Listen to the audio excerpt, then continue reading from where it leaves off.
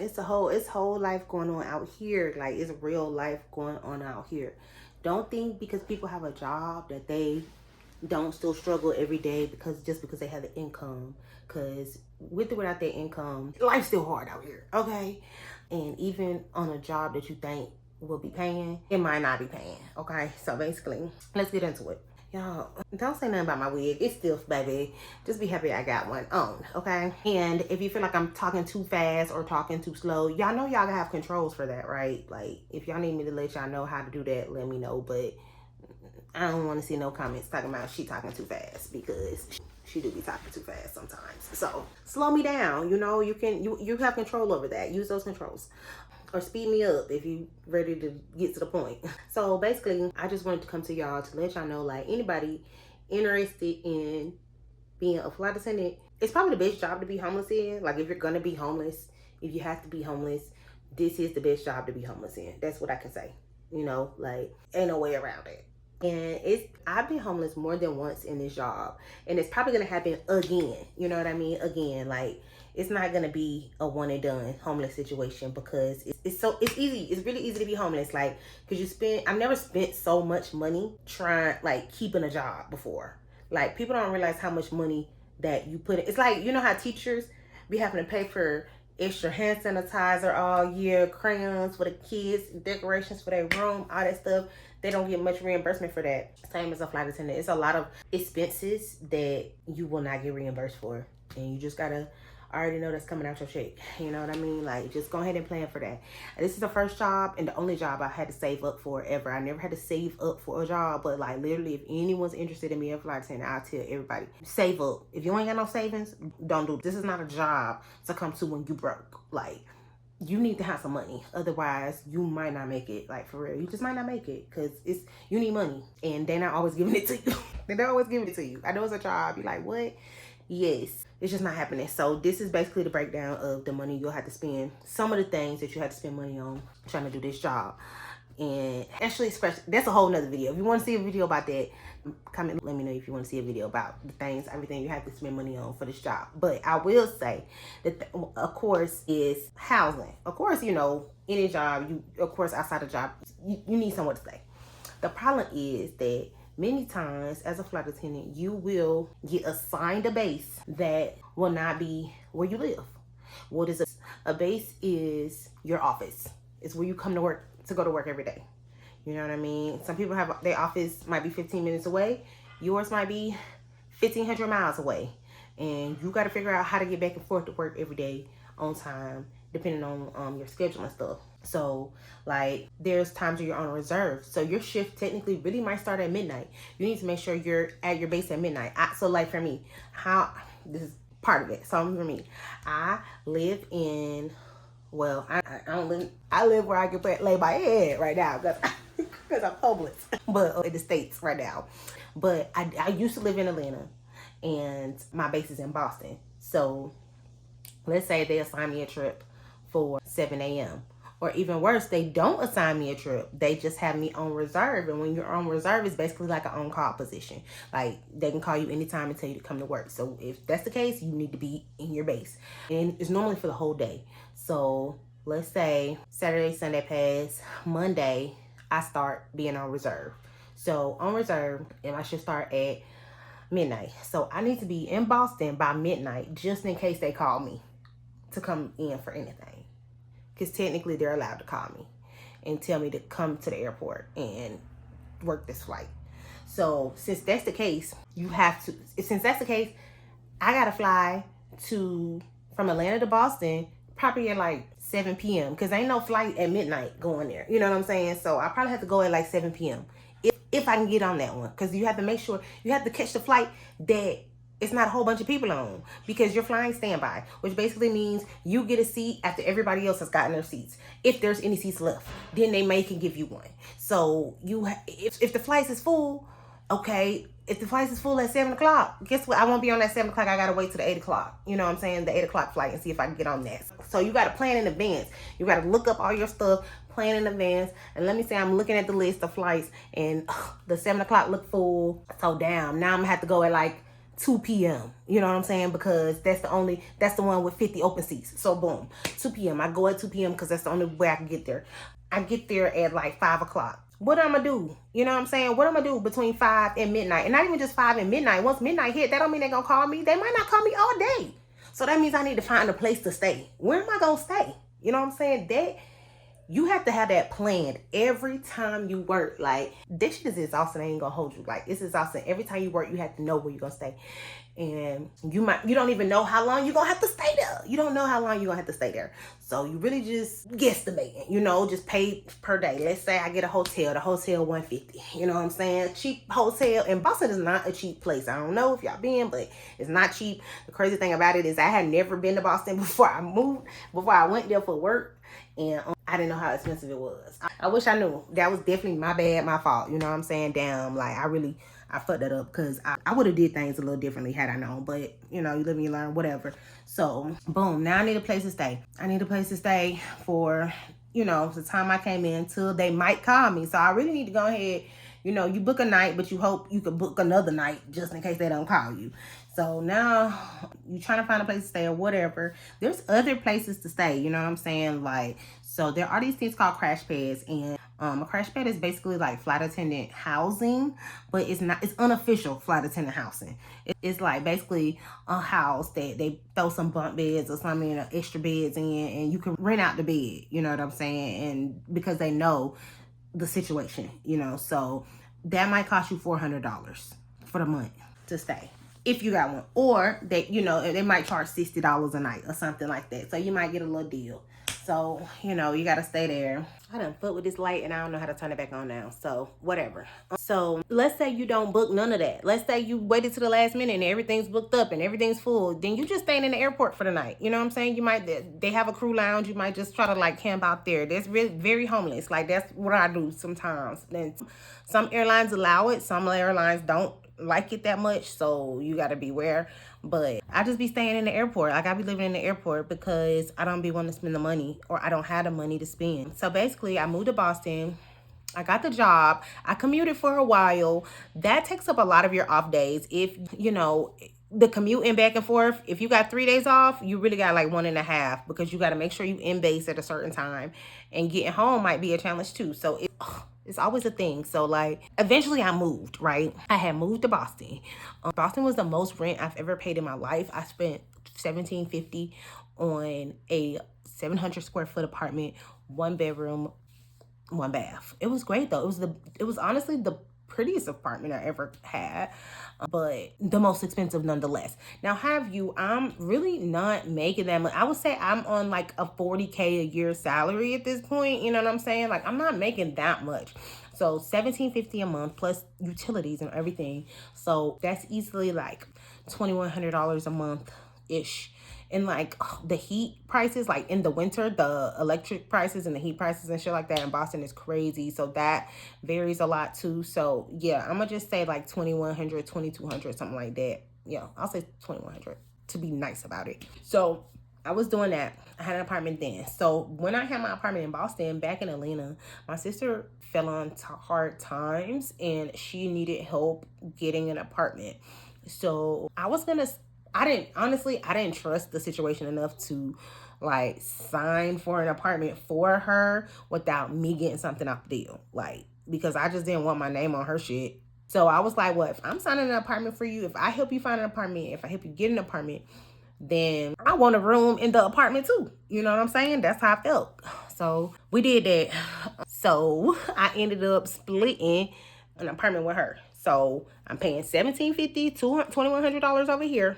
You know what I'm saying? And I'm paying like, I had told her that I couldn't afford another like half of everything. So we didn't split half. And because I wasn't even living there a lot of the time, because I still had my apartment in Boston, and plus I had to go to work on top of that. So I told her like, I think I did like $700 a month total, I think, with everything. I paid some bills, and the bills plus the part of rent I paid was like $600-700 a month. So put that all together, that's like $2,800 a month I'm spending just on rent, like rent and living, living utilities type shit. Baby, my check It's probably maybe like $4,000 before taxes. Sometimes, not all the times. Like, well, that let me take that back, because that's not even the truth. Because that's definitely not all the times. It was not all the time. It was like that. Yeah, well, yeah, okay. I'll say like $4,000 before taxes. But after taxes, I had a lot of taxes taken out, and not just taxes. I had like, you know, health insurance, 401k, all these other things. So my take home might have been like 3,300, something like that by the end of it. You know what I'm saying? Maybe. Sometimes 3,100, 3,000, and I'm telling you, I'm paying 2,800 in just household expenses. So then I decided to start crash padding my apartment in Boston, because again, there's a lot of people that need places to stay in Boston, because like I said, Boston is expensive. We can't afford hotels like that, like, because you don't really get paid that much coming out the gate with as a flight attendant, because it's so taxing on the body. It's not something that everybody can pick up a bunch of hours doing, and it's also not a 40-hour a week job. So let's say I get paid $30 an hour. That sounds like a shitload of money, right? But I don't work 40 hours. I can only work in a week. I can't, I don't work 40 hours a week. It's no, you know what I'm saying? That's 160 hours a month. A flight attendant might only fly 80 to 100, and 100 is high. That's a lot of flying, you know what I'm saying, hours a month. So we're not getting paid like $30 a month, yeah, but not for, it's more like $30 a month, $30 an hour. It's more like $15 an hour for real, once you do the math. Because if it's $30 an hour, but I can only work 80 hours a month, compared to somebody, that's the same thing as somebody working $15 an hour, like regular 40-hour work weeks. So all of that, paying all this shit too, you know what I'm saying? And then, so I finally crash padded my place out. I started renting beds in my apartment, my little ass apartment, to help me pay for it. It covered like half sometimes, you know what I'm saying? It was fluctuating, but it definitely helped a whole bunch. It definitely helped, because I honestly wouldn't have been able to keep the apartment as long as I did without doing that. So when it came around, after 2 years, it came around and they wanted to raise the rent, and I was just like, I gotta let it go, because I can't pay $1,850, damn near $1,900 for 700 square feet. I just can't. Like, I'm from the South. This insane. I spent before all this shit during the pandemic, I was paying $950 for a 3-bedroom, 2-bath. So whatever. Anyway, I might as well get over that, because life will never be like that again. You know what I'm saying? So I let that apartment go. Now, I still had an apartment in Atlanta when this happened, so I moved all my stuff to my Atlanta apartment, stayed there. When it was time for the lease to renew, I didn't want to stay in that apartment. When we got the place, we had already decided that it was only going to be for a year, because I didn't really want to say this. I really was just trying to help her out. It was just trying to be up for a year to help her out, and then move forward. Like, she should have it figured out by then. Everybody move on with their lives. So we didn't keep that apartment either. I was just like, okay, well, we didn't keep it. So I didn't have that apartment there. I didn't have that apartment there. Boom, now I'm homeless.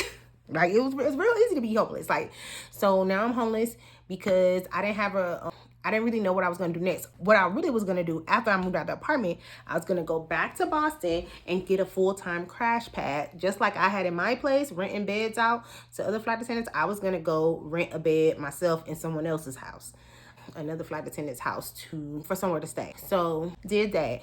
But that right there is not permanent housing. And a lot of places that run crash pads, they don't like when you kind of like live there, when you live there.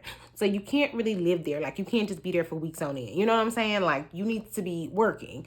So it just made me work. I just had to work while I was doing it. And honestly, it kind of helped you stack your money like that, because all you paying for is the crash pad and, whatever you got going on in life. Like, honestly, I don't know how most flight attendants make it, because, like, I feel like they be having partners and stuff, because if you have a house, you can't just do what I did. You know what I'm saying? My lease was up, so it's just like, okay, I could just say whatever, throw it to the wind. But if you got a house and if you got a house in Atlanta or a house in fucking Dallas, and then you have your freaking bases in New Jersey, then what? You gonna go to an apartment in Jersey when you have a house in Dallas? No. Like, it's just, this shit, I ain't gonna say it's a scam, because it's not a scam, but baby, I never came out of pocket so much for a job. never. So now I'm homeless, basically. And so when I come back to Atlanta, I stay with my parents. I stay with friends, like I'm staying now. Whoever will put me up. And now in Boston, honestly, I'm a hobosexual in Boston. Like, I be trying to, talk to niggas just to damn. I be trying to talk to folks just to damn have a place to stay. No, I'm playing. I don't really even do it like that. I don't do it like that. I really just, like I said, I'll camp out in the lounge. I have a couple of friends in Boston, but not really. Let me take that. I have one friend in Boston that I can stay with sometimes. And then I have a friend that lives in Providence. She moved to Providence, which is literally like 2 hours away on the train. So I just literally have to travel 2 hours to have somewhere to stay when I go there. And when I'm not doing that, I'm working. So when I really just feel like it's just too much, I go to work. Just because, like, when you're working, when I'm at the base, the airline will not help you find housing. They don't care how you have to get to work. They just want to make sure you get to work. But once you're at work, they will provide lodging. So they're providing the hotels for you on layovers and stuff like that. That's never the issue. So once you go to work, once you clock in, you know what I'm saying? Then you have somewhere to stay. And that's why I said it's the best job to be homeless in, because you can always just go back to work. Yes, you have to take up, like, you can work, and then the time that you're off to the next day you go back to work, that time you will have to figure out what to do with your life. Like, some people just camp out in the airports. Like, airports don't really close. So I just be in there. Like, yeah, I might be like 12 hours, 14 hours in there until the next time I have to go to work. But they have everything. They have showers. They have, you know what I'm saying? So, I mean, sink to brush my teeth or whatever, food there. It's not comfortable. It's not fun, but it's free. And that shit hard sometimes. I ain't gonna hold you. That's a hard not life. Like, really, you just really always, and then you can't keep your stuff nowhere. It's always, you kind of just jumping from pillar to post. I ain't gonna hold you, but it's a lifestyle. Like, this is what y'all want. That's what everybody, you're a flight attendant. It's so cool. Okay, come be homeless in the skies. The flight attendants are the homeless of the skies. And a lot of them, more than they would like to admit, are homeless. A lot of them do not have homes, have not signed anybody's leases, not a roommate nowhere, do not own a home, really just out here. When I was doing that, when I had an apartment, I was working so much to pay for the apartment that I was not in it. You know what I mean? So, like, I might see my apartment 5 times. You know what I'm saying? Like, 5 times in a month or something like that, or 5 days in a month, or I might see it 6 days in a month, or, you know what I'm saying? Or even, okay, let's say you see your apartment a week, for at least a week out of the month. Does that feel worth it? Like, you pay for 30 days and you only see it for 7. Like, you know what I mean? Like, it just didn't feel worth it after a while. But it will get to a point, like, where I'm tired of being homeless and I'm like, okay, I don't care how much it costs. I just need a place to stay. You know what I'm saying? But here in America, I do not have my own home. I'm jumping from pillar to post. What I will say is that I recently got an apartment in Mexico for a few months, but I see that apartment like a week or 2 weeks. You know what I'm saying? I see that apartment for about 2 weeks now because I work less. I just because my apartment don't cost as much. My apartment in Boston costs $1,750. My apartment in Mexico costs less than $700. So I don't have to work as much, so I can be in there more. I'm there like half the month now. It's not easy, but I'm in America a lot because all of my people are in America. My friends and family and things like that are in America. So I'm here, and y'all leave the light on for me because, baby. So y'all just think about that. If y'all want to be a flight attendant, just know you might be homeless more than a couple times. You might be homeless a few times. You might be homeless. And you just gotta, if you're not ready for that, if you're not homeless, then all of your money is gonna go to a place that you're not staying in. One or the other. If you're okay with either one of those at any times, then you're good. You'll be fine. You'll be a great flight attendant. You'll be awesome. Otherwise, you might want to rethink that career path. That shit's harder than it looks. Like, it looks all fun and games. Then, they make you smile at work. You know what I'm saying? But, like, it's hard out here for a pimp. Till next time.